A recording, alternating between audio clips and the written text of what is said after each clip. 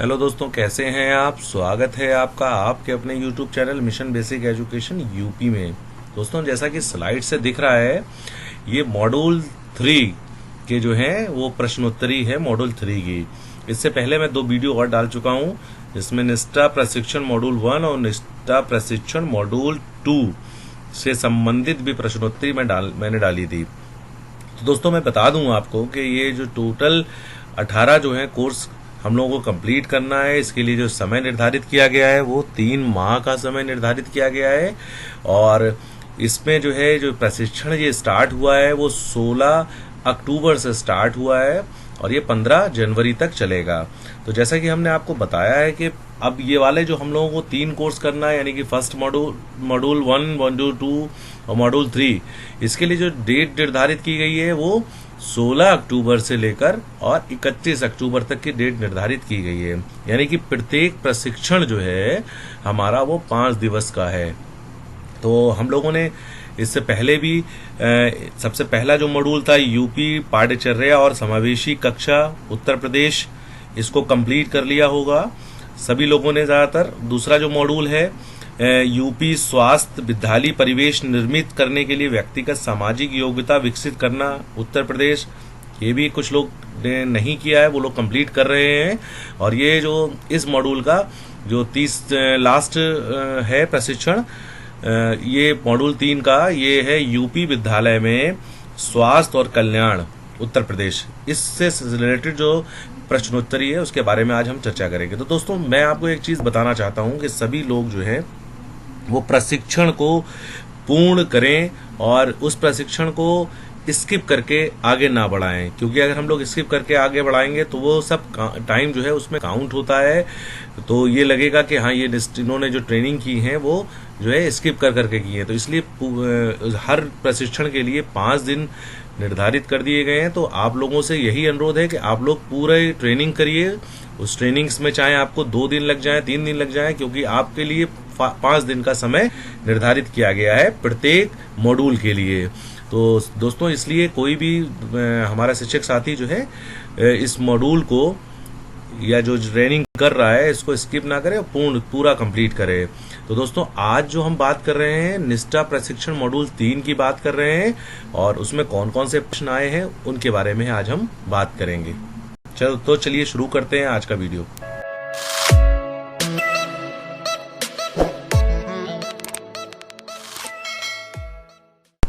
दोस्तों, यहाँ पर पहले प्रश्न की अगर बात करें तो मुख्यतः घरेलू हिंसा कहाँ होती है। तो दोस्तों, हमें ये ध्यान रखना है कि जब आप लोग ये प्रश्नोत्तरी करेंगे तो हो सकता है इसके आंसर ऊपर नीचे हों, तो आप लोग इस चीज को जरूर ध्यान रखें। और प्रश्न भी आगे पीछे हो सकते हैं, तो आप लोग ये ध्यान रखिएगा कि जो आंसर्स मैं बता रहा हूँ वो आंसर्स जो है वो आपके ऊपर नीचे भी हो सकते हैं। तो इसलिए आप लोग जब आंसर सबमिट करें तो इस चीज का भी ध्यान रखें। तो मुख्यतः घरेलू हिंसा कहाँ होती है? गरीब परिवारों में, कुलीन परिवारों में, ऊपर के दोनों में, या इनमें से कोई भी नहीं। तो घरेलू हिंसा तो चाहे वो गरीब का परिवार हो या कुलीन परिवार हो, में दोनों में ये हिंसा होती है। इसलिए जो इसका राइट आंसर है ऊपर के दोनों, ये सही है बिल्कुल। प्रश्न नंबर अगर हम लोग 2 की बात करें तो यहाँ पर इस आसन को पहचाने। तो यहाँ पर आपने देखा है कि मैंने भुजंग आसन जो है वो सबसे पहले चूज कर रखा है, क्योंकि आप देख रहे हो ये आसन जो है वो बिल्कुल जिस तरीके से सांप जो है मुंह उठाता है इस तरीके से ये आसन किया जाता है। तो इसका जो पहला आंसर है वो बिल्कुल ठीक है, भुजंग आसन। बाकी के आसन जो है, बाकी के आंसर्स जो हैं वो इस आसन को इंडिकेट नहीं करते हैं, इसलिए पहला उत्तर जो है बिल्कुल राइट है। दोस्तों, अगला जो क्वेश्चन है कि सभी भावनाएं, तो सभी भावनाएं हैं, तो यहाँ पर जो पहला आंसर है वो बिल्कुल राइट है कि व्यक्त की जानी चाहिए, यानी कि हमें अपनी भावनाओं को व्यक्त करना चाहिए, दबाना नहीं चाहिए। तो बाकी के आंसर जो हैं वो गलत हैं और पहला आंसर इसका बिल्कुल सही है। प्रश्न नंबर अगर हम लोग अगले की नेक्स्ट बात करें, किस आसन में बाहें ऊपर की ओर खींची होती हैं? तो पहला इसका जो उत्तर है हस्तोत्तानासन, ये बिल्कुल राइट आंसर है।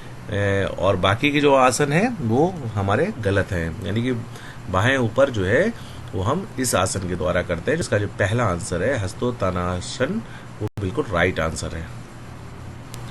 प्रश्न नंबर अगर हम लोग नेक्स्ट की बात करें तो संतुलित आहार से क्या तात्पर्य है? तो संतुलित आहार से क्या तात्पर्य है, तो आपको ये मालूम होना चाहिए कि संतुलित आहार वो होता है जिसमें उचित अनुपात में प्रोटीन हो, कार्बोहाइड्रेट हो, वसा हो, विटामिन का समावेश हो, वो हमारा संतुलित आहार होता है। बाकी के जो 2-3 आंसर हैं वो गलत हैं। पहला इसका उत्तर बिल्कुल सही उत्तर है। प्रश्न नंबर नेक्स्ट की हम बात करें तो स्कूल सुरक्षा और स्वच्छता में क्या नहीं आता है। तो यहाँ पर हमें देखना है, ध्यान रखना है, क्वेश्चंस को हम अच्छे से पहले पढ़ लें। स्कूल सुरक्षा और स्वच्छता में क्या नहीं आता है, तो पीने का पानी और भूकंप, अपर्याप्त स्वच्छता सुविधाएं और सड़क सुरक्षा, सांपों और किसी भी अन्य कीटों द्वारा परिसर पर आक्रमण, टूटी हुई या कोई बाउंड्री नहीं होना।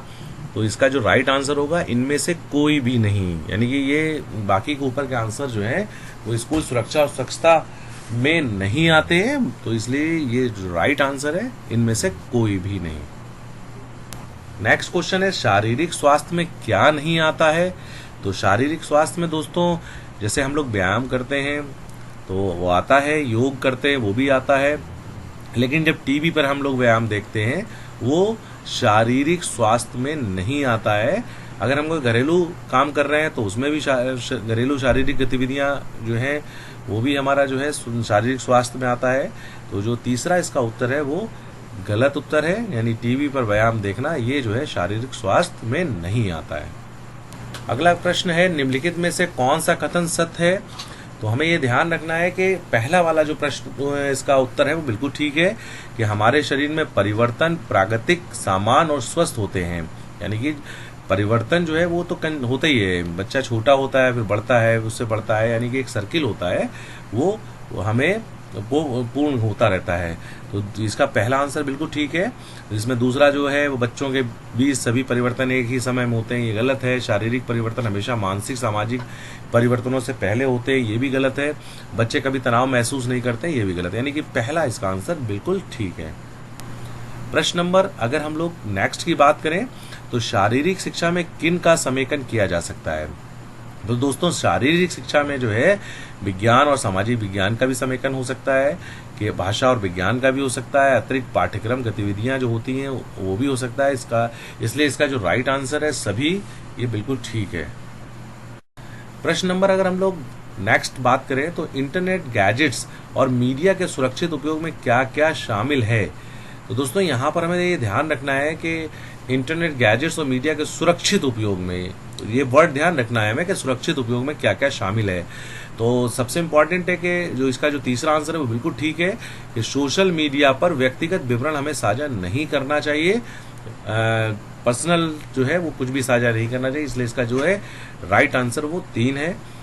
बाकी जो इसके ऊपर आंसर है साइबर बदमाशी, बुलिंग, अजनबियों के साथ व्यक्तिगत विवरण साझा करना, सोशल मीडिया पर व्यक्तिगत स्थिति को नियमित रूप से अपडेट करना, मतलब चाहे अजनबी हो या कोई हो लेकिन हमें व्यक्तिगत विवरण साझा नहीं करना चाहिए, इसलिए इसका तीसरा आंसर बिल्कुल राइट है। तो दोस्तों ये इस तरीके से इसमें 10 प्रश्न हैं और टोटल जो है 10 प्रश्न मैंने अटेम्प्ट किए हैं और क्वेश्चन जो है इसके आंसर्स भी जो है 10 मैंने दिए हैं और कोई भी क्वेश्चन स्किप नहीं किया है, इसलिए 0 आ रहा। चलिए हम इसको सबमिट करते हैं और देखते हैं कि क्या रहा हमारा स्कोर। तो दोस्तों आपका जो स्कोर आया है वो 10 में से 10 है, तो इसलिए इसको देखिएगा और इसके बाद जो है यहाँ पर एक बटन दिख रहा होगा आपको नेक्स्ट यूपी सपोर्ट निष्ठा, यानी कि आप इसको भी, इस वीडियो को जब पूरा इसको भी कंप्लीट कर लेंगे उसके बाद ही आपका जो है प्रशिक्षण सक्सेसफुली कंप्लीट होगा।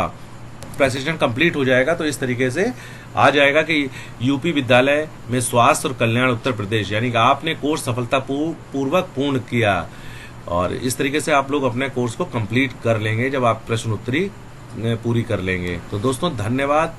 Mission basic education UP channel को सब्सक्राइब करना मत भूलिएगा और देखते रहिए मिशन बेसिक एजुकेशन यूपी और अपडेट होते रहिए। धन्यवाद।